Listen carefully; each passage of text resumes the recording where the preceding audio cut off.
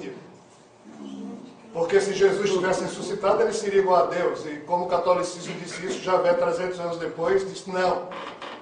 Ou seja, as pendengas de Javé com Jesus continuaram, mas não de Jesus com Javé. Jesus jamais desrespeitou Javé. Jesus foi o tempo todo desrespeitado por Javé. E ele se submeteu a isso por amor a Javé, amor a todos nós, amor a todo esse contexto, porque ele diz, ó, o que é que Jesus nos ensinou? Que a gente tem que se submeter a Javé, porque não tem outra condição, já que nós estamos usando o DNA dele. Nossos espíritos encarnam e ficam usando o DNA de Javé nesses corpos. Essa é a regra do jogo.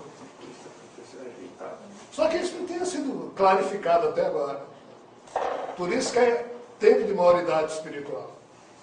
Daqui que a humanidade aceite isso, em tese vai demorar um bocado, né? Pior que não vai não, porque quando Jesus, a chegada do Mestre tem a ver exatamente com esse momento em que ele vai dizer, ó, por mais doido que seja, é por aí mesmo.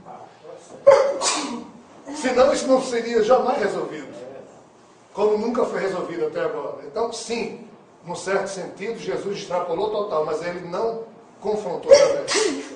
Ele apenas deu exemplo do que podia dar. O que Jesus fez repercutiu na espiritualidade superior, repercutiu em Javé, tardou, mas repercutiu, por isso que ele vai voltar, senão ele não voltava. O que é que Jesus diz na condição humana? Oh, eu volto lá na frente. Morreu, ressuscitou, 70 anos depois confirmou, eu volto. Ou seja, ele deu a notícia na condição humana e confirmou na sua condição divina. Ainda tentou dizer, mas eu volto em nome do Pai, Javé. Mas Javé disse, você está dizendo isso só para me agradar, mas você está dizendo que volta de qualquer jeito. Eu quero ver se você volta. Desculpe a brincadeira. Mas é mais ou menos assim. Volta só se voltar em meu nome, mas pelo seu poder próprio, eu não deixo. E por que é que a espiritualidade superior deixa que Javé manda em tudo? Porque a mente dele foi quem criou tudo, e se ele entrar num processo de implosão, o que é que pode acontecer? Não com esse universo físico, mas com a esfera existencial onde ele está, coisa muito séria. E o que acontece lá pode repercutir aqui dentro. Porque existem buracos negros, brancos, amarelos, vermelhos, azuis, verdes e rosas nesse universo, a gente não sabe o que eles significam. E nem queiram que a gente aprofunde isso, porque é um chute muito grande. Então o jogo é jogado em regras que nós, seres humanos, não temos como sequer avaliar. Só com o progresso da física quântica, o progresso da revelação espiritual, o progresso da nossa condição de ter a capacidade de amar de forma desapegada.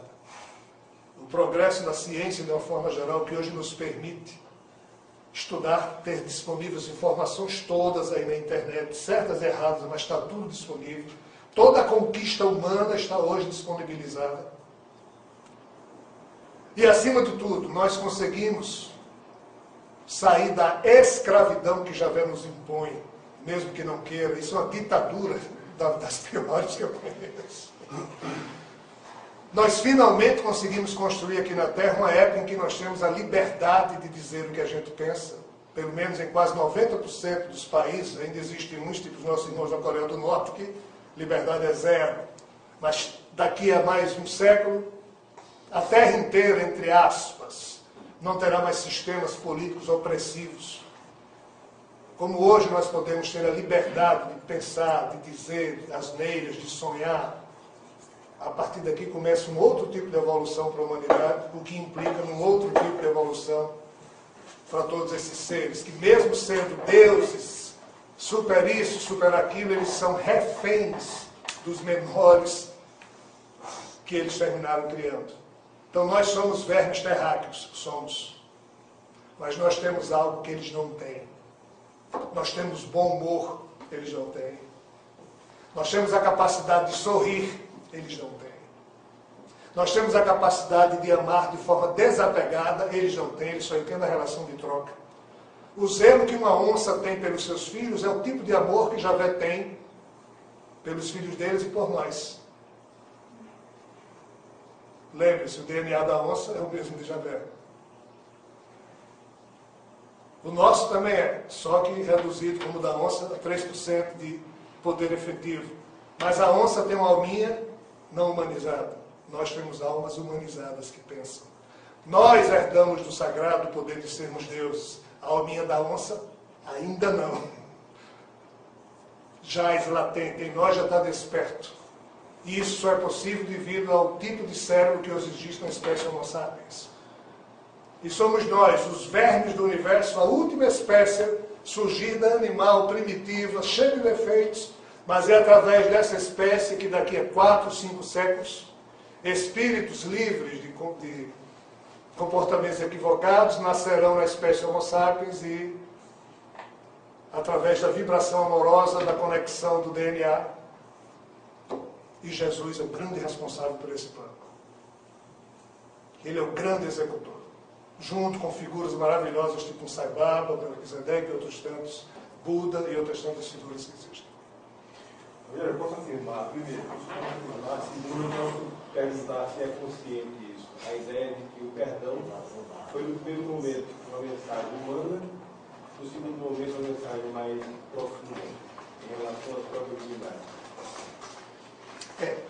Vejam bem, as guerras, o terror, a maldade que hoje nós conhecemos aqui na Terra, esses germes não foram criados pela espécie Homo sapiens. São de outras espécies cósmicas, também com problemas evolutivos. Mas foi aqui na Terra, parece ter sido aqui na Terra, que a técnica do perdão foi semeada como lição maior para todo um contexto que a gente nem imagina o tamanho. Entendeu? Então é por aí, ou seja, é o que você disse.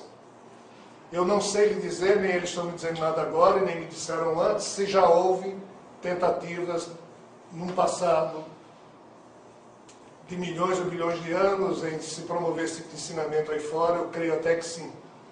Mas se isso vingou lá, ficou para lá, porque a coisa aqui, como aqui foi reunida o lixo, foi reunido o lixo dos últimos milhões de anos, eu acho que a grande missão de Jesus e de outros grandes mestres, né?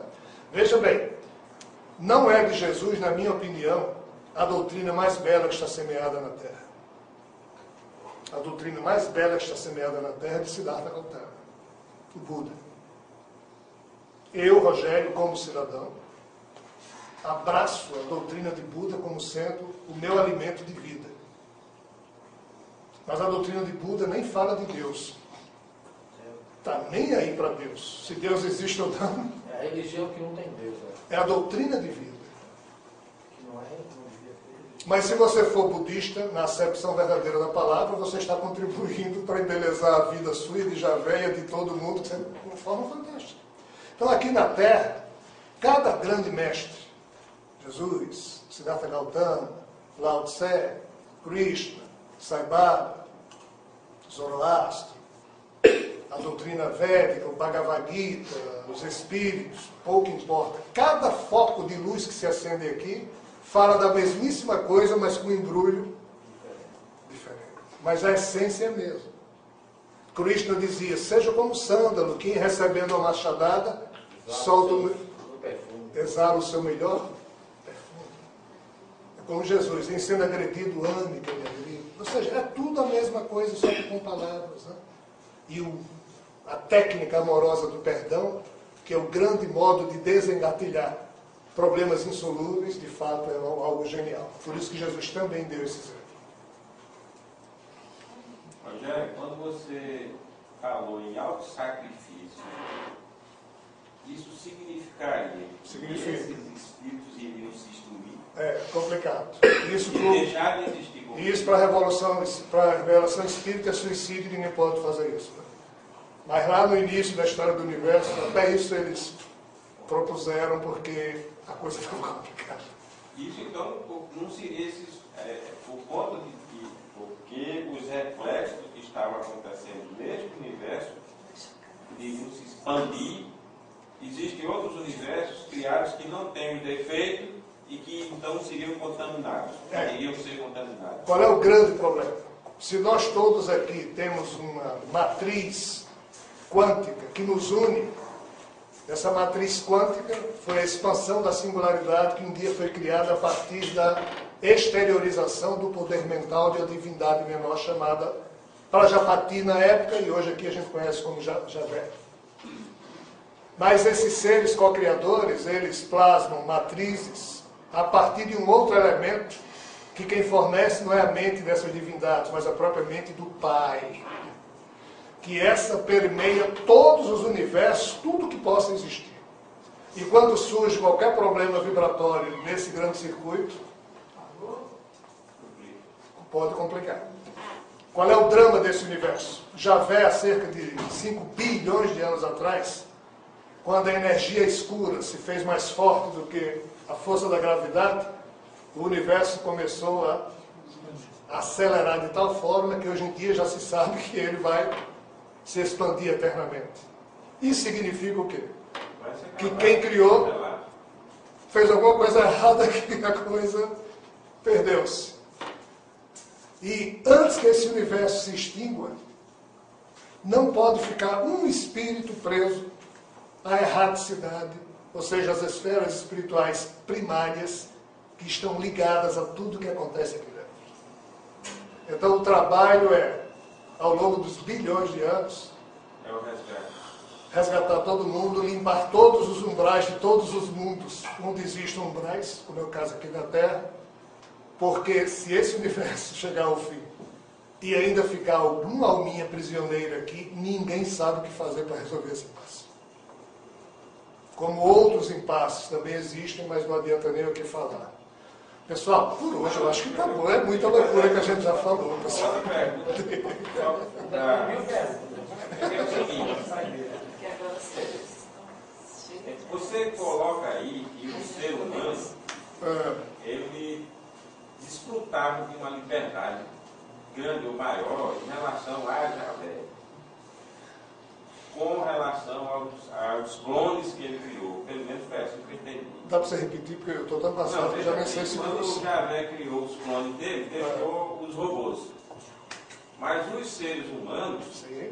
não são tão robôs assim. Isso. Ok?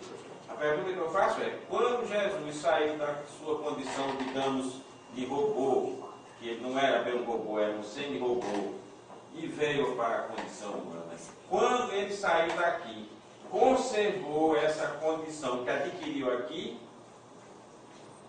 Por isso então que ele ressuscitou o não corpo voltou a dele. ser semi-robô, e por Não. isso, então, Ele tem está- condição de levar adiante esse plano. Ele agora está livre, fora do universo, sempre que quer mergulha no universo, mas Javé não gosta.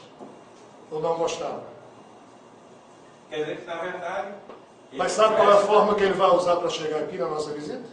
Aquela que é a imagem que a gente tem na nossa mente. A do filho de Javé. Que é a imagem do corpo clonado que ele tinha para fazer homenagem a Javé, até porque vem em nome dele com a concordância de Javé. Mas é próximo ao Mas não se submete mais a nada, porque ele agora não precisa fingir Ele agora está que não tinha poderes, ainda como clone de Javé. Porque ele conseguiu despertar todo o potencial divino dele, ainda como clone de Javé, só que ele disfarçava para não agredir Javé, já que Javé não pode ser contrariado. Na hora que ele é contrariado, a química da forma existencial que ele tem começa a vibrar de tal forma que é complicado. Que isso não me sirva de desculpa, mas eu pelo menos já tenho alguma explicação do porquê que às vezes eu sou tão...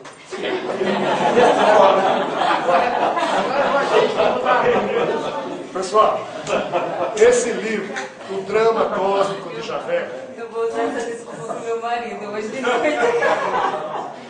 esse livro, O Drama Cósmico de Javé, ele fala um pouco do que aqui nós falamos e muito do que aqui não foi falado. O livro, O Drama Espiritual de Javé, fala de coisas que aqui sequer foram tocadas até hoje. Vejam só, eu já lancei uns 16 besteiras já seguidas. Tenho não sei quantas em casa guardadas, terminadas. Nada, isso aqui já foi loucura quando foi lançado. Isso que está aqui já foi motivo para que nós do Grupo Lata apanhássemos, até onde a gente apanha. Agora imagina o que ainda vem. Aí vão ser os irresponsáveis.